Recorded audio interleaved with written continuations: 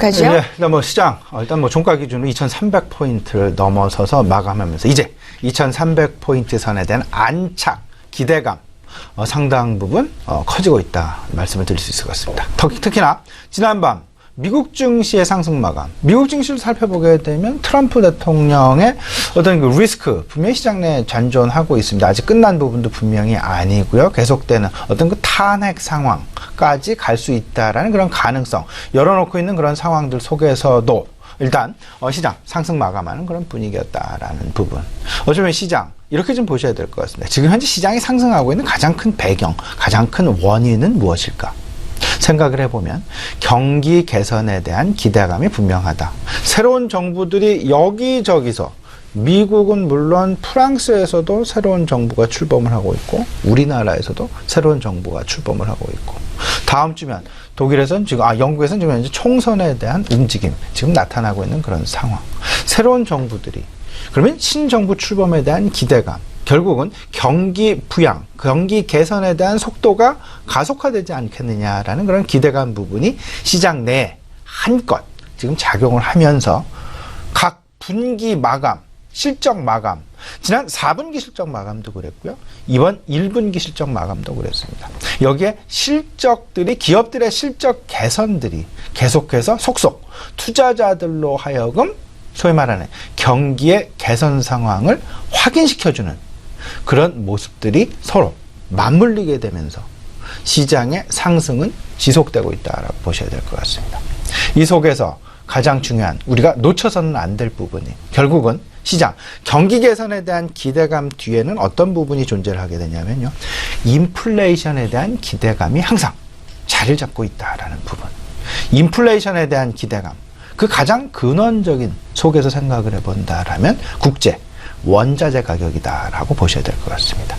국제 원자재 가격 그 중심점에는 결국은 국제 원유가 자리를 잡고 있죠. 국제 원유 최근 들어서 한 50달러 선에 바짝 WTI 기준으로 바짝 다가가는 그런 모습들 나타나고 있다. 국제유가는 여러 가지 원인에 의해서 작동을 하게 되어 있습니다. 달러화의 강세, 약세 여부, 경기의 개선 속도의 여부, 그리고 소위 말하는 오펙 국가와 비오펙 국가, 소위 말하는 석유를 생산하는 국가들이 얼마만큼 많이 생산하느냐, 덜 생산을 하느냐. 이에 따라서 국제유가의 움직임이 있는데 국제유가가 가지고 있는 상징적인 의미 부분이 분명히 한 가지가 있습니다.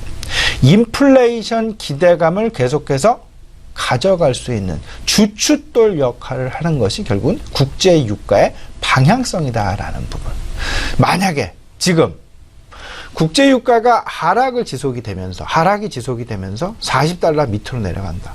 그러면 글로벌 시장 내, 증권시장 내, 주식시장 내 주가 수준 이 기대감이 작용되기보다는 오히려 우려감이 더욱더 크게 작용이 되면서 지금 현재 상황에서 상당 부분 하락 기조로 빠질 가능성이 클 것이다 라는 부분. 여기에 석유 생산국들이 지금 현재 시장 내 상당히 긍정적인 반향을 일으킬 만한 그런 이슈들, 이벤트들을 계속해서 만들어내고 있습니다. 지난 9월에 있었던 오펙 회의에서 결국은 6개월간 오펙 회의 국가 간 감산 합의를 도출해냈었고요. 이 부분들로 하여금 결국은 국제유가 55달러를 넘어서는 그런 상황들까지 만들어지기도 했었다라는 부분. 지금 현재 상황은 한 50달러 전후에서 거래가 되고 있습니다. 이제 오펙 회의 5월 25일 이틀 남았습니다. 이틀을 남겨놓은 상황에서 지지난주였죠. 5월 15일 중국에서 일단 오펙 국가의 대표격이라고 할 수 있는 사우디아라비아 그리고 비오펙 국가의 대표격이라고 할 수 있는 최대 산유국 러시아 두 양자 간의 합의가 있었습니다. 앞으로 9개월 동안 추가적으로 감산을 더 연장하겠다라는 그런 합의 소식. 이로 인해서 오히려 시장 내에서는 내일 모레 있을 오펙 공식 회담 여기서 아마도 감산 연장에 대한 합의 도출이 손쉽게 일어날 가능성이 있지 않겠느냐라는 기대감이 한껏 높아지고 있다라는 점. 그러면 시장 이렇죠. 펀더멘털이 상당 부분 긍정적인 상황 속에서 주변 환경 변수, 앞으로의 시장을 내다볼 수 있는 환경 변수, 소위 말하는 인플레이션에 대한 기대감이 꺾이지 않는, 계속해서 지속되어질 수 있는 그런 가능성이 시장 내에 잔존을 하게 되면서 투자 심리의 가장 중앙점에 자리를 잡으면서 시장 기대 심리를 계속해서 유지해 나가고 있다라는 부분. 물론 국제 유가의 급격한 상승 가능성은 극히 희박하다. 왜냐하면 달러화의 움직임, 이에 따른 국제 유가의 움직임도 나타날 수 있고요.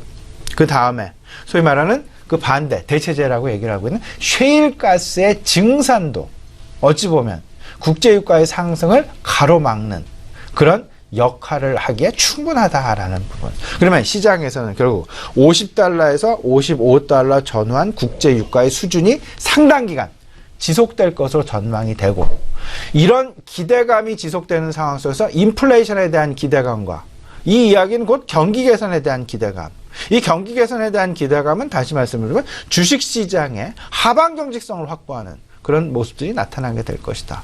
그러면 시장 어떤 방향으로 움직일 수 있을까? 일단 1차적인 소위 말하는 도화선 역할을 하는 부분은 경기 민감주가 될 수밖에 없습니다. 근데 하지만 시장의 전반적인 활성화, 이런 부분에서 나타나는 부분이 결국은 순환매 과정이 나타나게 되면서 키 맞추기가 나타나게 되고요. 이 키 맞추기, 순환매, 아마도 시장 어제 2300을 돌파하는 그런 모습들이 나타났었기 때문에 시장 조금은 더 빠른 속도의 순환매가 나타날 가능성이 크다라고 보셔야 될 것 같습니다. 이런 속에서 전반적인 시장 내에서 투자 심리 개선에 확산이 나타나게 되고, 이런 부분들은 결국은 저평가 주식 그리고 실적 개선이 되는 종목군, 업종군으로 다시금 압축되는 그런 모습들이 계속해서 반복될 가능성이 크지 않겠느냐라는 부분. 어제 시장에서 나타난 반도체 업종, 석유화학 업종, 철강 업종의 급등세가 바로 이 부분을 고스란히 설명하고 있다라는 그런 생각이 좀 많이 들고요. 여기서 점진적으로 이제 유통업으로의 확산, 그리고 관광업으로의 확산, 소매업으로의 확산, 소비업으로의 소위 말하는 내수 업종으로의 확산, 점진적으로 다각적으로 일어날 수밖에 없지 않겠느냐라는 점. 또 한 가지 말씀을 드리고 싶은 부분은요. 지금 현재 그 주식형 펀드들의 환매가 지금 현재 지속해서 나타나고 있습니다. 그러면 주식형 펀드의 환매 지금 한 4조 원을 넘었다 그러죠. 주식형 펀드의 환매. 그럼 그 돈을 환매해서 그 자금을 가지고 그 돈은 그러니까 속된 말로 어디론가 움직여야 됩니다. 그 말하는 간접 투자한 돈이 시장에서 빠져나갔다. 그 빠져나간 돈이 과연 부동산 시장으로 갈 것인지, 아니면 주식시장에서 직접 투자 형식으로 다시금 시장으로 유입이 될 것인지, 이 부분은 물론 당분간 조금 더 지켜보긴 해야 되겠습니다만은, 지금 현재 시장의 상황이 지금 현재와 같은 모습으로 계속 되어진다라면 개인 투자자들의 자금 유입 속도는 조금은 더 빨라질 수 있다라는 부분. 이렇다 보면 결국은 시장, 특정 종목, 특정 경기 민감주 중심 시장에서 어쩌면 그 전반적인 실적 개선 그리고 전체적인 시장의 상승 쪽으로, 소위 말하는 특정적인 시총 대형주들의 움직임에서 중소형주군으로 점차 확산될 가능성이 크지 않겠느냐라는 부분. 일단 긍정적인 시각으로 당분간 시장을 바라보셔도 괜찮지 않을까 말씀을 좀 드려보겠습니다.